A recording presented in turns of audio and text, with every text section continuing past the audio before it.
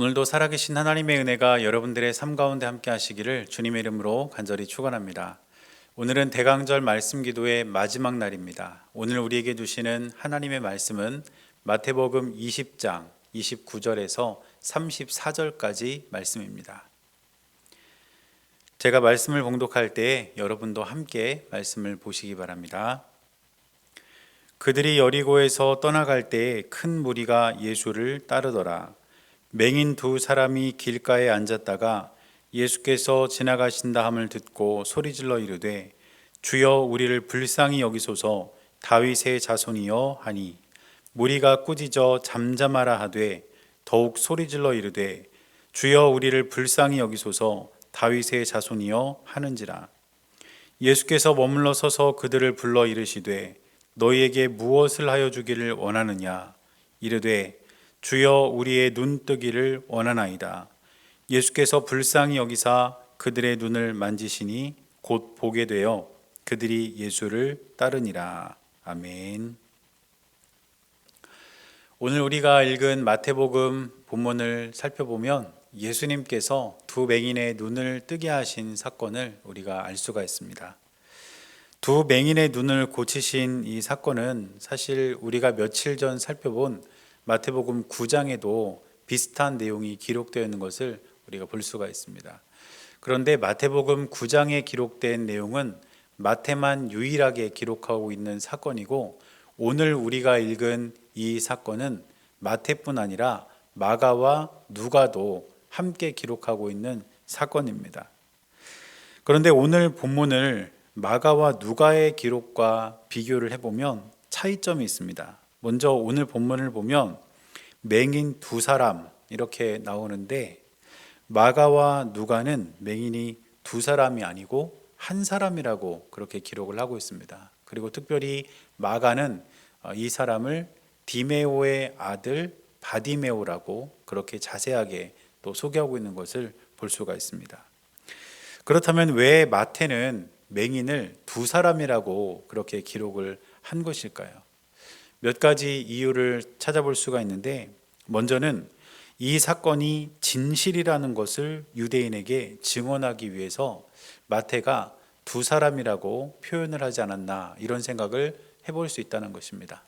왜냐하면 당시 유대인의 율법에 의하면 어떤 사건이 법정에서 참이든 거짓이든 증언의 효력을 갖기 위해서는 두 사람 이상의 증인이 필요했습니다. 그러니까 만일 어떤 한 사람이 예수님께서 내 눈을 뜨게 하셨다 이렇게 말해도 그 사람은 한 사람의 증언이기 때문에 이것은 다른 사람들에게 법적인 증언의 효력은 갖지 못한다는 뜻입니다. 그런데 만약에 이것이 두 사람의 증언이 된다면 말이 달라지는 것이죠. 그렇기 때문에 마태는 유대인들에게 예수 그리스도께서 메시아로 이 땅에 오셨다는 것을 법적으로도 율법적으로도 그들에게 입증하기 위해서 두 사람을 등장시킬 수도 있다는 것입니다. 그리고 또 한 가지 이유를 살펴보면 마태는 이 사건을 조금 더 충실하게 자세하게 기록했기 때문에 두 사람이라고 표현했을 수도 있다고 생각할 수 있습니다.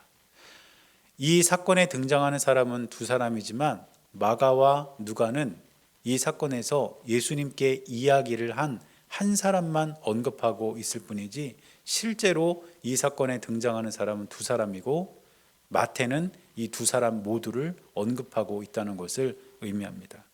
아무튼 어떤 이유든지 간에 마태는 두 사람의 맹인이 예수님께 고침을 받았다 이렇게 기록을 하고 있는데, 중요한 것은 이 사람이 한 사람이냐 두 사람이냐가 아니라 이 사람이 예수님 앞에서 보인 믿음의 태도와 또 예수님께서 이 맹인의 눈을 고쳐주셨다는 사실, 바로 여기에 그 중요성과 강조점이 있다고 할 수 있겠습니다. 따라서 오늘은 이 말씀을 통해서 오늘 맹인이 예수님 앞에서 어떻게 반응했는지를 살펴보면서 우리는 이 맹인을 통해서 귀중한 신앙적인 교훈들을 몇 가지 찾아보려고 합니다. 먼저 우리가 살펴볼 것은 무엇이냐면 이 맹인은 과연 예수님을 누구라고 불렀는가 하는 것입니다. 오늘 30절 말씀을 보면 이렇게 기록합니다. 맹인 두 사람이 길가에 앉았다가 예수께서 지나가신다함을 듣고 소리질러 이르되 주여 우리를 불쌍히 여기소서 다윗의 자손이여 하니, 이렇게 기록합니다. 지금 맹인은 예수님을 다윗의 자손이라고 부르고 있습니다. 그런데 이 사건을 조금 더 깊이 들여다보면 이 맹인은 길가에 앉았다가 길가가 수근수근거리고 시끄러워지는 것을 듣고 그 자리에 누가 지나가는지를 주위 사람들에게 물어보는 것을 알 수가 있습니다. 그런데 마가복음과 누가복음에 의하면 맹인이 주위 사람들에게 누가 지나가냐 이렇게 물었을 때 그 사람들은 뭐라고 대답을 했냐면 나사렛 예수께서 지나가신다, 이렇게 대답을 해줬습니다. 나사렛 예수, 우리가 흔히 듣는 말입니다. 당시에는 사람의 이름 앞에 그 사람이 태어난 곳이나 그 사람이 자란 곳의 지명을 붙여서 그 사람을 불렀습니다. 그러니까 예수님께서는 나사렛에서 어린 시절을 보내셨기 때문에 예수님을 나사렛 예수라고 부르는 것은 결코 틀린 호칭은 아니었던 것입니다. 그런데 이 맹인은 예수님께서 지나가신다는 소식을 주위 사람들에게 듣자마자 예수님을 향해 뭐라고 불렀냐면 다윗의 자손이여, 이렇게 불렀습니다. 마가와 누가에 의하면 다윗의 자손 예수여, 이렇게 불렀다는 것입니다. 사람들은 나사렛 예수라고 불렀지만 이 맹인은 다윗의 자손 예수여라고 불렀다는 것을 이 말씀을 통해서 알 수 있다는 뜻입니다.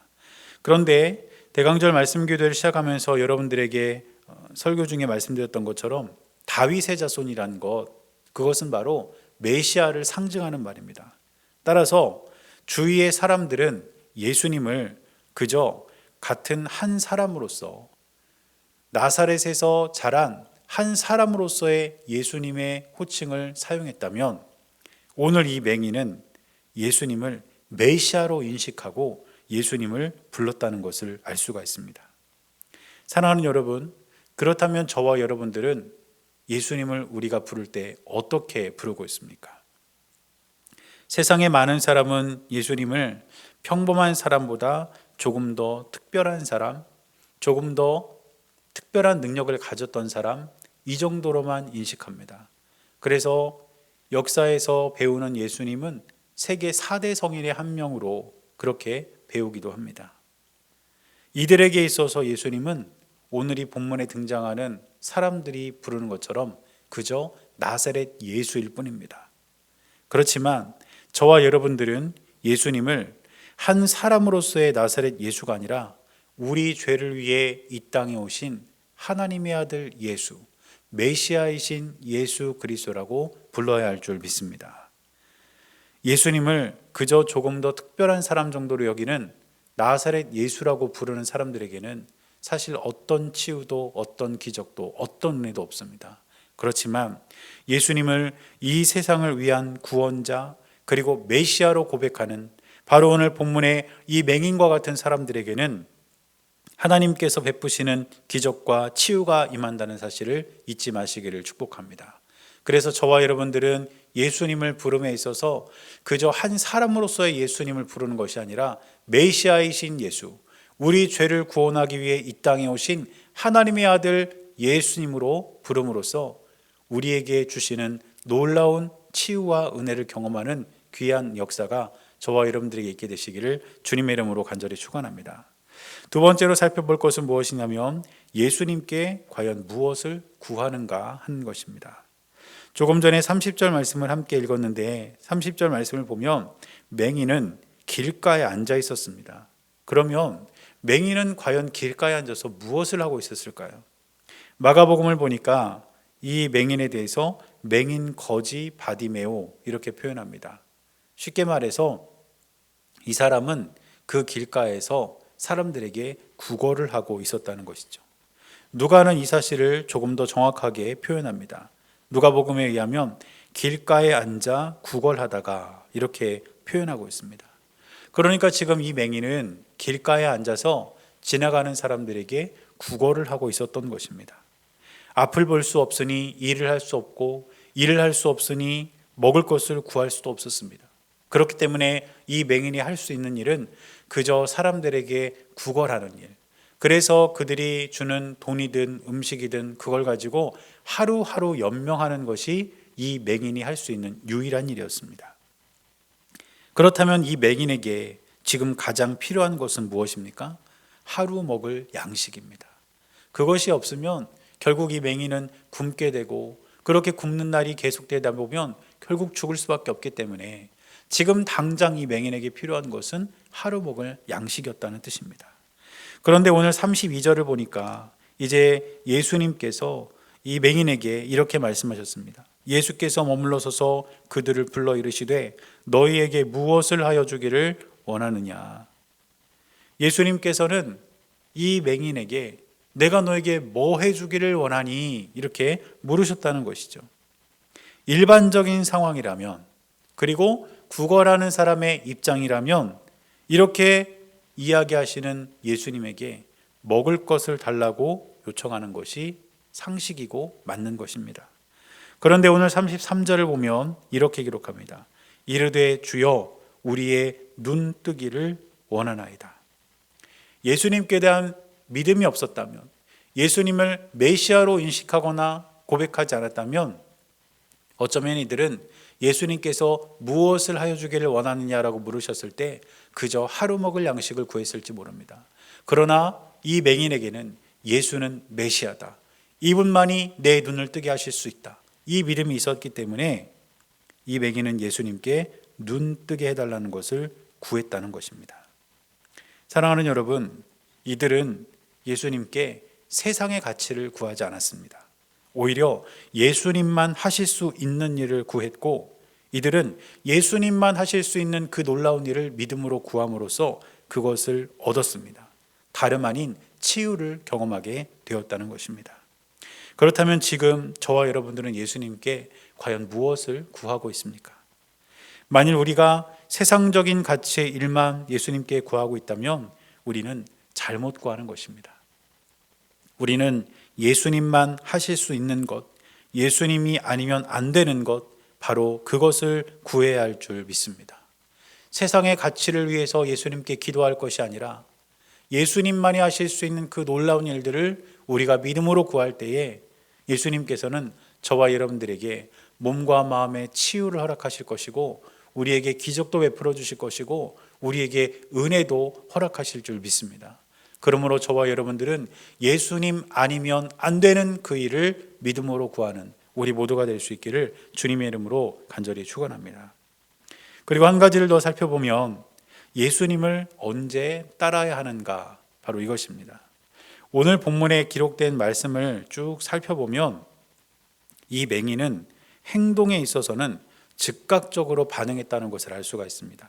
예를 들면 예수님께서 지나가신다라는 소식을 듣고 즉각 소리를 질렀고, 또 주위에 있는 무리들이 이 맹인을 꾸짖어도 그것과는 아랑곳하지 않고 즉각적으로 다시 예수님을 불렀습니다. 그리고 오늘 34절을 보면 이렇게 기록합니다. 예수께서 불쌍히 여기사 그들의 눈을 만지시니 곧 보게 되어 그들이 예수를 따르니라. 이들은 예수님께서 이들의 눈을 고쳐주시자 바로 예수님을 따라 나섰습니다. 눈을 뜨고 나서 사람들에게 자랑하거나 혹은 집에 다녀오거나 아니면 그동안 볼 수 없었던 그런 일들을 하거나 그러지 않았다는 뜻입니다. 이들은 즉시 예수님을 따라 나섰습니다. 사랑하는 여러분, 우리가 예수님의 은혜로 인해 치유와 기적과 은혜를 경험했다면 우리가 예수님을 믿으며 예수님을 즉각적으로 따라가는 제자의 삶을 살아가야 될 줄 믿습니다. 돌이켜보면 사실 예수님을 믿고 받은 은혜가 참 많습니다. 그런데 과연 그런 은혜를 경험하고 나서도 정말 내가 예수님의 제자로 즉시 살기 시작했는가? 그렇게 되물어 본다면 아마 이 질문에 그렇다고 자신 있게 대답할 수 있는 사람은 그리 많지 않을 것입니다. 하지만 저와 여러분들은 우리가 이미 예수님께 받은 은혜가 많이 있음을 깨닫고, 또 앞으로도 예수님께서 저와 여러분들에게 은혜를 주시고 치유를 주시고 기적을 베풀어 주셨을 때에 다른 곳으로 우리의 발걸음을 옮기는 것이 아니라 예수 그리스도를 따르는 제자의 삶을 즉각적으로 살아낼 수 있는 귀한 은혜가 저와 여러분들의 삶 가운데 있게 되시기를 주님의 이름으로 간절히 축원합니다. 그래서 항상 우리는 예수님의 발자취를 따라가는 주님의 귀한 제자로서 하나님의 뜻을 이루어가는 복된 삶을 살아가는 우리 모두가 될 수 있기를 주님의 이름으로 간절히 축원합니다. 이제 오늘까지 열흘 동안 대강절 말씀 기도회 긴 여정을 마치게 됩니다. 대강절 말씀 기도회를 준비하고 또 함께 여러분들과 말씀을 나누면서 저는 말씀을 통해서 중요한 것 한 가지를 깨닫게 됩니다. 그것은 무엇이냐면 우리의 몸과 마음을 치유하실 우리 예수님께 우리는 언제나 믿음으로 반응을 해야 한다는 것입니다. 여러분 열흘 동안 살펴본 말씀들 한번 쭉 돌아보십시오. 그 안에는 변하지 않는 아주 중요한 한 가지 가치가 항상 들어있었는데 그것은 다름 아닌 믿음이었습니다. 이 대강절 말씀 기도회를 통해서 저와 여러분들의 마음속에 바로 이 믿음이라는 두 글자가 다시 한번 선명하게 새겨질 수 있게 되시기를 축복합니다. 그래서 이제 믿음으로 이 세상을 우리가 힘있게 살아나가면서 우리의 몸과 마음을 치유하실 예수님의 능력을 기대하고 또 우리의 삶에 한없는 은혜와 사랑을 베풀어 주실 우리 예수님의 손길을 기대하면서 하루하루 믿음으로 승리하는 여러분들 모두가 되시기를 주님의 이름으로 간절히 축원합니다. 기도하겠습니다. 사랑하는 하나님, 하나님의 은혜와 사랑 가운데 하루하루를 믿음으로 살며 주님의 뜻을 따라 살아가게 하시니 감사를 드립니다.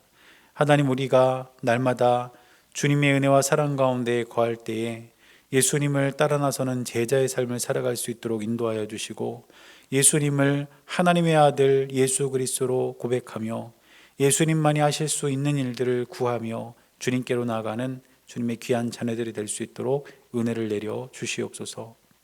우리가 이 세상에 오신 아기 예수님을 기다리며 대강절을 보내고 이제 성탄을 앞두고 있는데 이 땅에 오신 예수님을 우리가 늘 믿음으로 바라보며 주님과 동행하는 삶을 살아갈 수 있도록 하나님께서 함께하여 주시고 늘 동행하여 주옵소서. 우리 주님께서 인도하여 주실 것을 믿으며 살아계신 예수님의 이름으로 간절히 기도드렸습니다. 아멘.